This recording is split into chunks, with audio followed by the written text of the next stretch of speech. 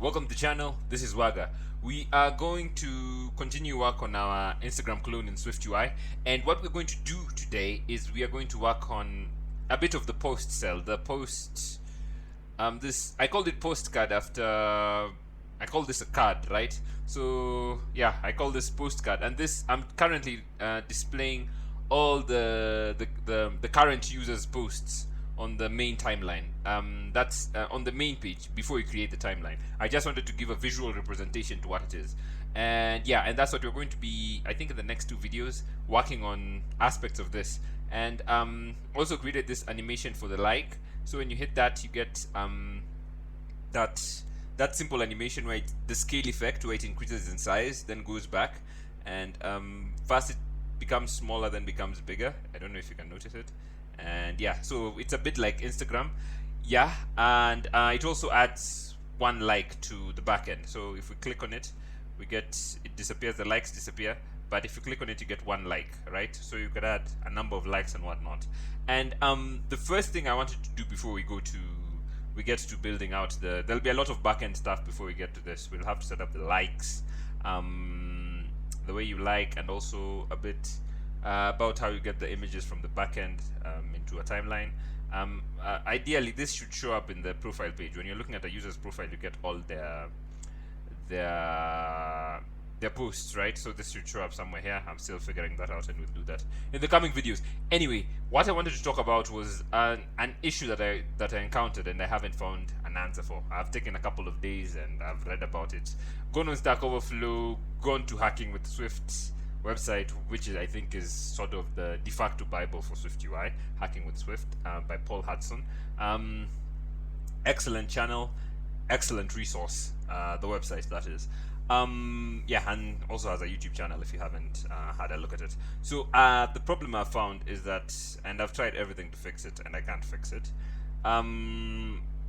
It's not too big a problem, right? But I could show it. If you look at the Paul Hudson, in one of his articles, talks about how having a navigation bar and a tab bar, they don't play well. However, he advises that you should wrap the tab bar view in the navigation bar view. Yeah, you should do that. It makes it less chaotic, right? And the issue that we have, if I could show it, is that you see we don't have a navigation bar here, and the problem with the issue is that it's inconsistent, so I can't find the cause. Sometimes it works, sometimes it doesn't work, and I don't understand it. And I've tried all manner of remedies, and even whatever Stack Overflow says, and I can't get an answer for it. So we come here, we don't have a nav bar, and we come here, we don't have a nav bar. But when we come to the profile view, where we have a nav bar, like so, you see this nav bar. When we go back, it remains sometimes. Like if we go back here, we find that it remains, but it has only one button, the trailing button without the leading button. If we come here, it disappears. If we go here, the trailing button is there, but now the profile is gone. If we come here, it's gone. If we come here, it's gone. If we go here, they're both there. But if we come back here, you can see it. So it depends on the lack of, there's like a sort of a lack of a draw when you don't know when it will be, where it will be, and how it behaves. Sometimes you see notification. Now we're on notification. Both buttons are there, and we can come back here and it's gone. And you see one button remained, and we come back here and we go back, and the button's still there, and we go back here and we come back. It's not there, and so it makes you wonder, right? And now when we come back, both buttons are gone on the navigation bar, right? So and it was here for a minute. So you see, it's an inconsistent thing. Sometimes it appears, sometimes it doesn't appear, sometimes it disappears. And I have tried everything. I have tried all manner of remedies to it. I could show you some of the remedies, and if you have ideas, or if I figure out ideas, because I want to finish the project completely and then show this, and then like start releasing the videos. I like recording everything out first and then releasing the videos. So hopefully by the time I'm done, I'll have fixed this. But currently the issues are, and I made a few changes to the code. It doesn't impact it. The problem is the same whether you make changes to the code, right? If we go back to the home view, I believe the navigation stack was somewhere here, where we had it was wrapping the tab view, but I went and I wrapped the navigation view around the custom view, custom tab view in the home view, right? I wrapped it here, and I found that it works just as well. And then we put the accent color on the navigation view when we have wrapped the custom tab view. And I saw this suggestion on Stack Overflow. I think I showed it on Stack Overflow, where you put the navigation title on the custom tab view, the navigation bar title inline. This helped. It ensures that some pages never get that, never get this, right? So you stick it here, you put the navigation. So you change your code to reflect this, but otherwise everything else is the same. And now we can continue with building out this page, right? This is not going to be our timeline. These are just the users. Posts, right? You shouldn't just see your posts when you come to the timeline. But I wanted to give a visual representation. So let's get to work. If you can look at our, and I think the code is too light, it's too faint. We should darken it a bit. I'll pick another font. When we come to designing it, if you look at the date, how long ago we put up this photo. This one says 7 days ago, so we created this image 7 days ago. And if we come down here, we created this 6 days ago, and this was 13 hours ago, right? So we want the extension. We want to add an extension to the dates that will tell us how long ago we created an image, or an image was posted, rather than creating it, how long an image was posted. And for that we could come to our extensions file in the utilities folder, and for that we could just create an extension, and this is going to be an extension on date. And what we're going to do is we are going to say func time ago, like so, and this is going to return a string like so. And we're going to say let formatter, and this is going to be date components formatter, like so. And I picked this code up in on a GitHub gist. I can't find the link to it, so I just copied it. I just thought, let me just type it out rather than giving up the GitHub gist, but it's somewhere on GitHub. And this is going to be .full, like so. And we could say formatter dot allowed units, and this is going to be an array, and the array, the first thing is going to be dot year, like so, and the next one is going to be dot month, like so, and the next one is going to be dot day, like so, and after that it's going to be dot hour, like so, and after that it's going to be dot minute, like so, and the next one is going to be dot second, like so. So we get all this, and then after that we come back, and it's complaining because we haven't returned a string yet, which we will do soon. We will say formatter dot zero formatting behavior, like so, and we're going to say dot drop all, like so, and we're going to say formatter dot maximum unit count, and this is going to be 1, like so, and we're going to come here, and what we're going to return is going to be a string, like so, and the format, let me just spell format correctly. The format is going to be formatter dot string, and it's going to be from, and this is going to be self, from self, and this is going to be to, and we're going to say date, like so, and we're going to come here, and after the date we're going to have 2 question marks, and it's going to be an empty string, like so, and the locale we're going to look at, it's going to be dot current,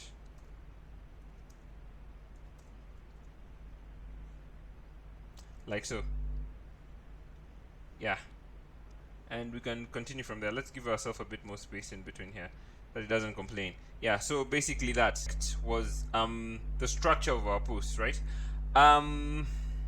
If we come to Okay, you have to click towards the end of that, the end of the post pane, so that you don't click on. If you click towards this side, it takes you to extensions. But if you come here, you towards the end, towards the arrow, you get the posts. So because we only have one user whose ID is 6dx, we have posts. Then we have a document, and in the document there's a collection of posts. Now the thing is, this posts and posts may look confusing, but what this should be, this second collection should be user posts, which we will correct in the future. Currently, because I want to use the posts that we've already created, these ones, right? So in this collection there are a bunch of documents of our images. Like you can see this image, it has a link to the what's it called, the Firebase storage, the number of likes, the caption, the date it was taken, the geolocation, who likes the photo. I'm guessing the same guy. When you like it, it gives the UID and true. In if you can remember what our posts look like, it basically has this information, right? Let's go to our models and we go to our post model, and we can find it has this information, right? So this is supposed to be user posts. This collection is supposed to be called user posts, right? Not just posts, because it can be confusing when you look at posts and you see posts, right? These are the user's posts that he has made, and I've made that mistake of clicking on extensions again. Let's come here. So in the future we will correct this to user posts, and I'll do this on camera, so I'm just pointing it out. The actual function that will be called upon to basically get all this data from the backend, right? So for that we could come to the post service, and in the post service, in it we could create a function, and we're just going to be static func. I've explained why it's static and whatnot, and this one is going to be called load user posts. So this is the posts that were made by the user, right? Not another user, the current user. You could call it load posts user made or something that will tell you this, but yeah. So basically that's what it is, and this one will be we'll take in a user ID as a string, like so, and we could say on success it's going to have an escaping like so, and we're going to put an underscore here and come and say posts, and it's going to return an array of post, let me just spell it correctly, post model, like so, and this will return a void, like so. Come here and say void, and now we can come to the meat of our code. And the first thing is going to be we're going to reach up to one of this method, and we're going to say post service, like so. If you can remember, we made this a couple of videos back. I don't know how many videos back, because some days have passed since I did it. I think it's this method, right? Post service user ID, right? Post service dot posts user ID, like so, and it takes in the user ID, like so, and it takes in the user ID, like so. And here we're going to say sorry, I did it thrice. Yeah, it's supposed to be like that. So it's supposed to be user ID, and the collection in question is, we just had a look at the collection, right?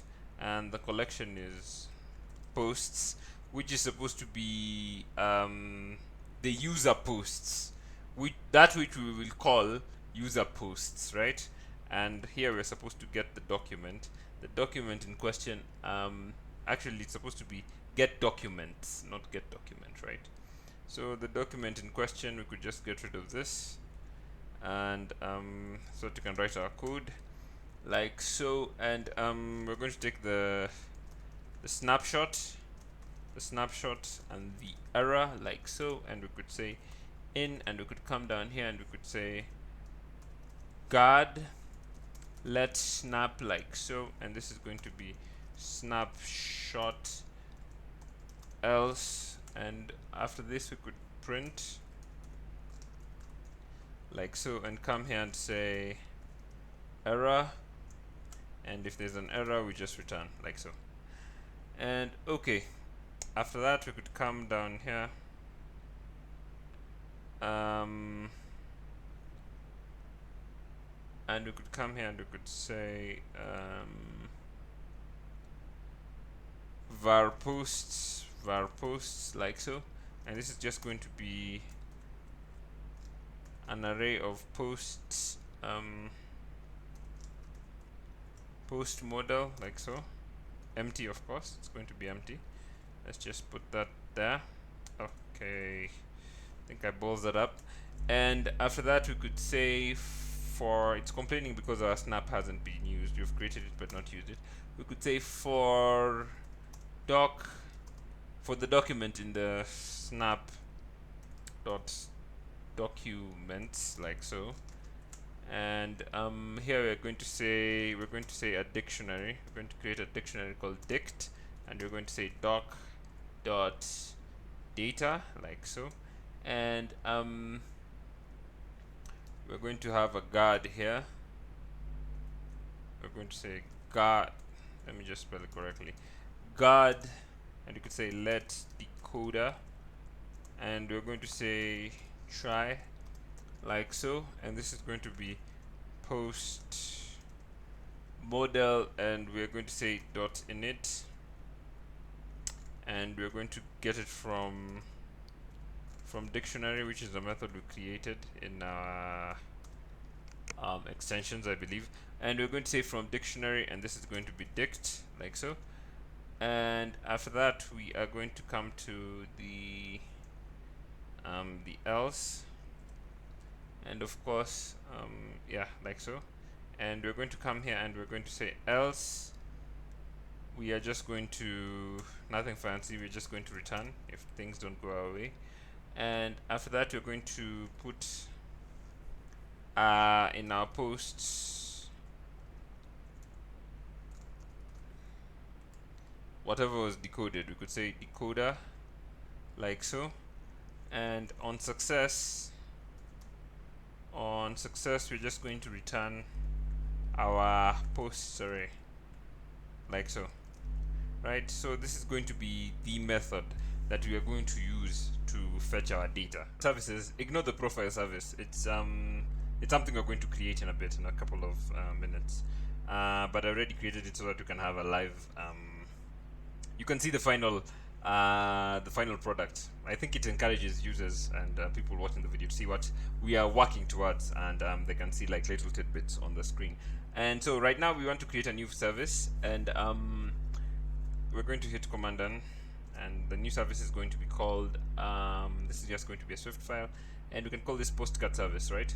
So it's going to be, we have called this postcards, right? Okay, I called it postcard not after the postcard where you send postcards, where you send it over the snail mail, right? I called it because it looks like a flutter card, and these are posts. That's why I came up with the word postcard. So it has nothing to do with postcards, right? So glad that that lexical confusion has been sorted. Now we can start. We can get to work. We can call it a postcard service like so, and we can hit create here.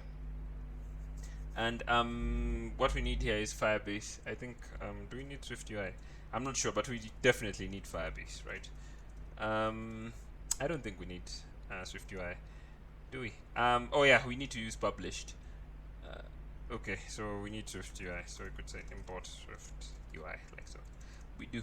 So we could say class here, and the class in question is going to be postcard service like so, and this is going to be an observable object, just like our, I believe our session was also an observable object. Yeah, it's going to be an observable object just like our session like so. And we could save that, and we could come here and what we need two published variables that we're going to watch over, and for that of course we need the published keyword, what's it called, wrapper, property wrapper.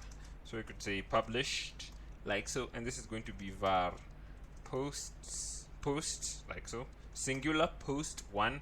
We could come here and say post model like so, and yeah, and the next one is going to be it's going to govern the likes, right? And this is going to be published var, and it's going to be called is liked, and this is going to, we're going to originally start on the post not being liked so that the user can like it. You see now the profile has come to this page, the home page. It rarely does that, by the way. By the time you cycle through 2 of them, it has disappeared from the home page. But then it had come. So you see that error of the navigation bar not playing well with the tab bar. Yeah, it's a bit buggy. But the question now will become in the future, right? We're going to, okay, now it's disappeared completely, which is another pain in the you know what. We're going to hook this up with the session logout, right? In another video, we're going to come to this. I believe we created the logout method in the session. This func.logout. We're going to come here, and when you're coming back on working on the profile, we're going to hook this button to the session logout. Now my question would be is, if we come to this other page, will this button work the same way? Like if we go to another tab page, will you still be able to log out from another page, which is not in the plans? Originally I planned that you'll only be able to log out from the profile page. So that's a question that we will sort out. But the function is here. Logging out, we already did the sign up and sign in using I believe we already did the listen and the session. So if you want to hook it up right now, you can just hook it up. The code is pretty easy to do and straightforward after you've done the sign up page and the sign in. So but anyway, another tangent. Let's it's really frustrating not getting an answer to an error.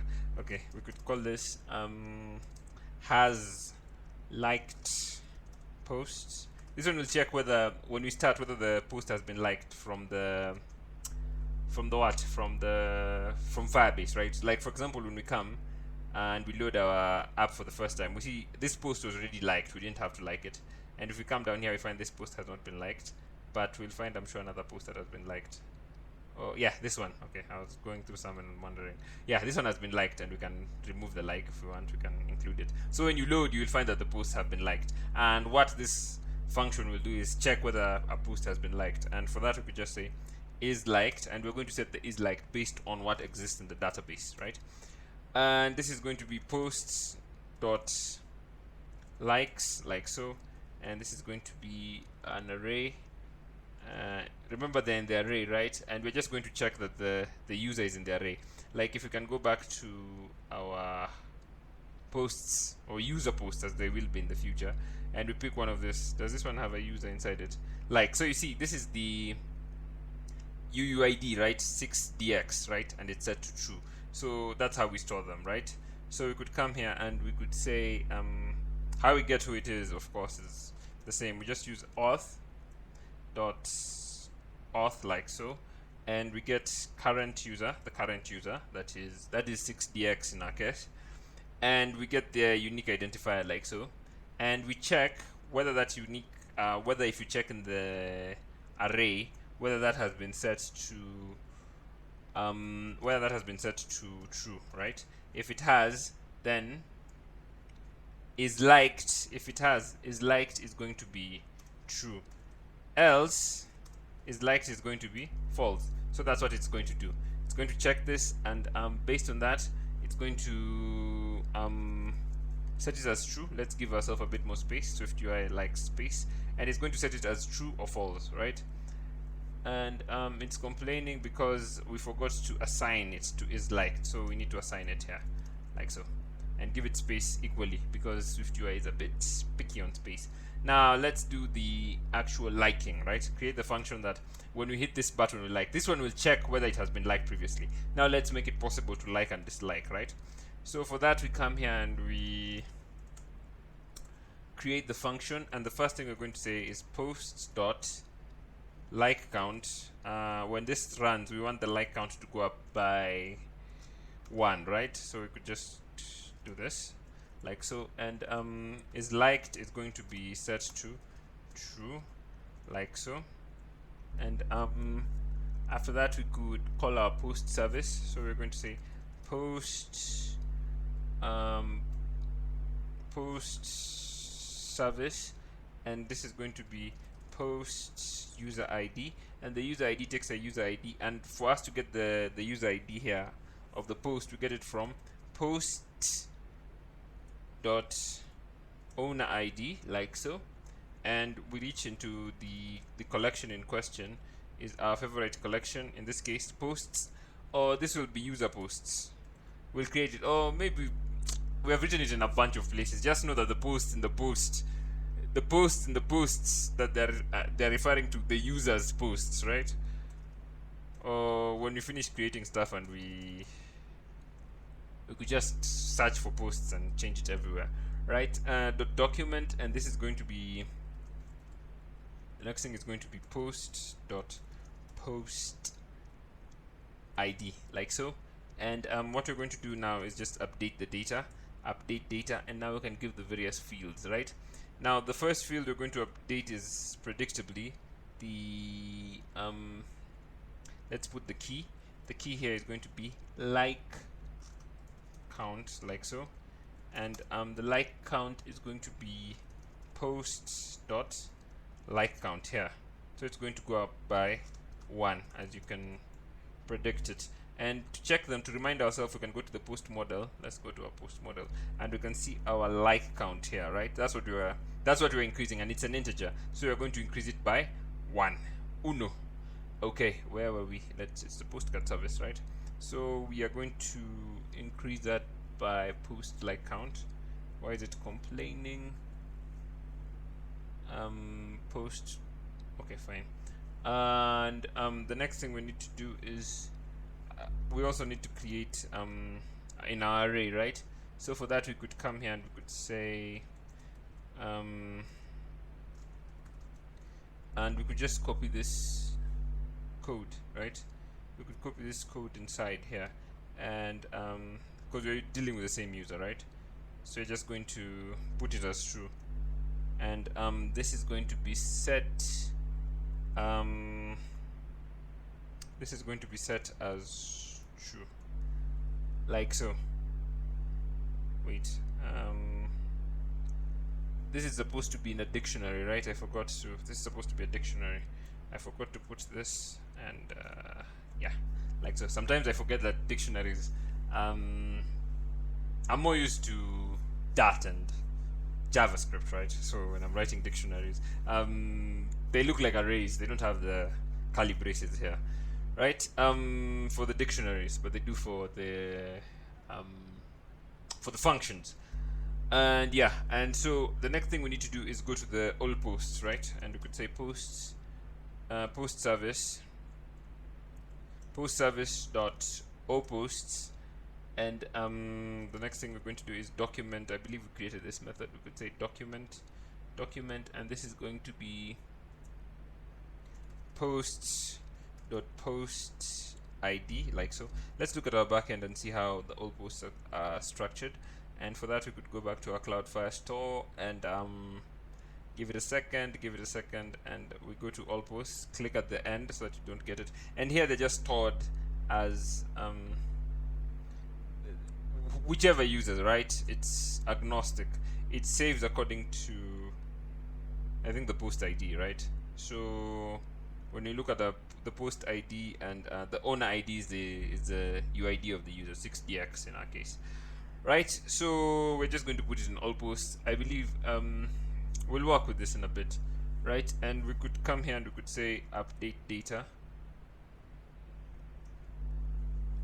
and our update data predictably, oh no, it's not supposed to be curly braces, it's supposed to be like that. And for that we're just going to come here and we're going to copy the code inside the square braces, okay, and paste it here, like so.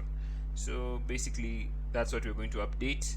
And third and final in our liked is going to be posts post service dot timeline user ID, and the user ID is going to be post dot owner ID, like so, right? And the collection in question is going to be our timeline. Now we're going to base what you're going to see here originally in the end is going to be stuff with timeline, right?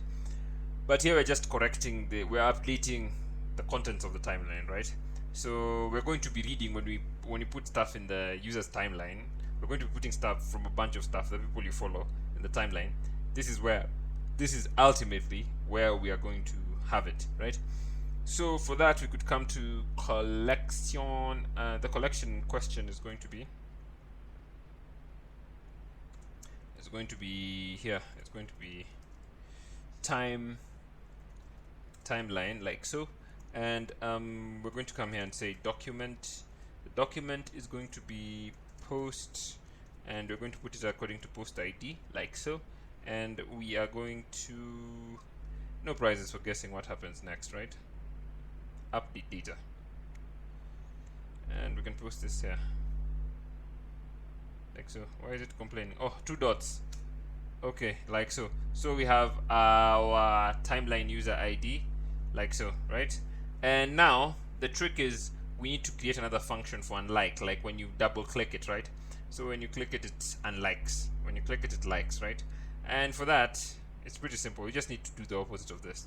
We could copy this, paste it. It will complain because we are declaring it. And we can add here unlike, like so. And the opposite of adding is subtracting. Okay, let me just subtract it correctly. So this is liked is set to untrue, or rather false. And we could come here, and this should be more or less the same, except a few places. The only place where the like count will be, since we are putting the like count, when you come to the like count, we're just putting post with like count. This should be false.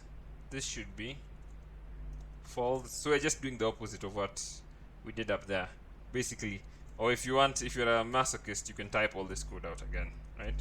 So we hit save like that, and we can run our app and try to like and like and see if this code that we have written, because it's the same thing. So we've just replaced the code that was there. We have rewritten the code that was there. Give it a second to load up, and we have our code, and we see that the first thing is, this means that because we have reloaded it, has liked worked, right? Because this one was liked and this one was not liked, and there was another one down here that was liked. Yeah, this one was liked, right? So we can try to, we can check if this will work. Okay, the like disappears. So likes and unlikes work, basically. This code that we have written works, and we can check on it. It's good having the finalized, or rather the version you're aiming to. This is not the finalized version.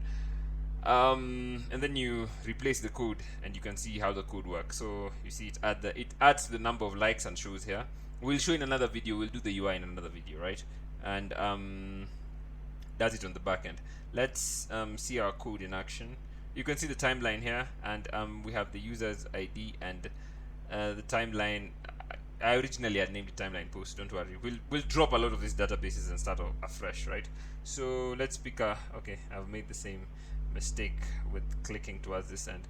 Let's go to posts, like so, and click on post, which should be user post and will be in the future. And what's the caption to this one? Okay.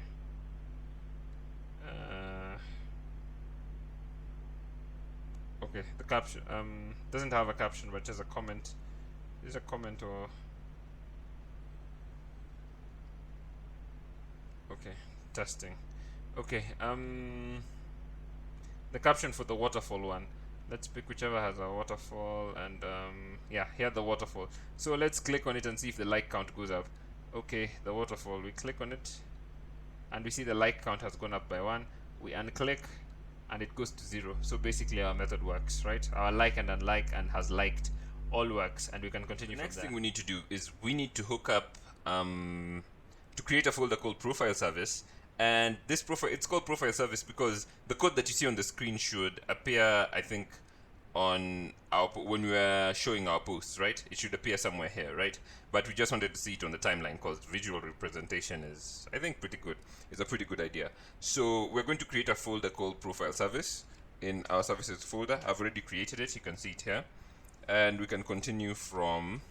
We can first create it, and then from there we can continue. And when you have created the folder, the thing you could do is you could come down here and you could import foundation, like so. And we're going to create an observable object. The class is going to be called profile service, and this is going to be an observable object, like so. And we're going to have a look at we're going to use two variables which we're going to wrap with publish property wrapper, and this is going to be var posts, which is going to be an array, and inside it's just going to be post model, like so. And we're going to start off with it being empty, and the next one is going to be we could say published var